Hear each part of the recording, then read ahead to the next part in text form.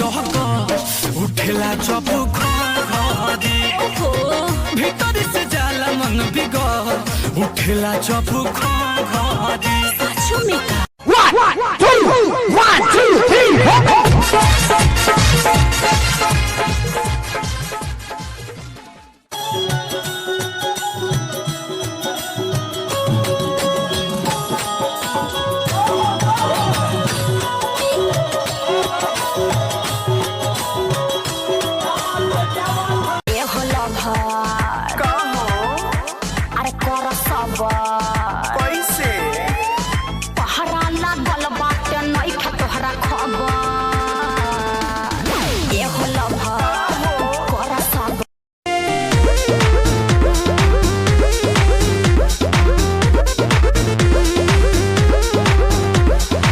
सज के सावर के चपया बेलुए रानी दिना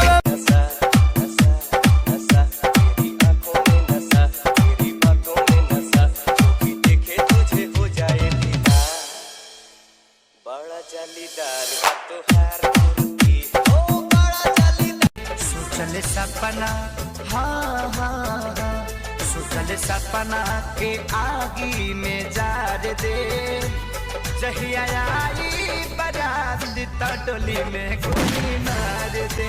काहो चंद आज बड़ा खुश नजर आओ तरू का बात बा लागत कि आज तोहरे बिया होता। इहा एगो तू ही हमके देखे वाला थोड़े बाड़ा बहुत लोग बा देखे वाला। एगो चेहरा के कितना लोग के देखैबू घूम फिर के हमरे लगे आइबू।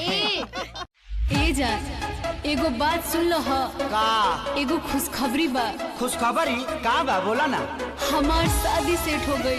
का डीजे डीजे डीजे ई कौन बीमारी हो गई हो? ई बीमारी ना हो ई डर हो लागत कि तारा शादिया में हमरे डीजे बजावे के पड़ी। डीजे ऐसे मुंह से मत बोला जाए। तो कहां से बोली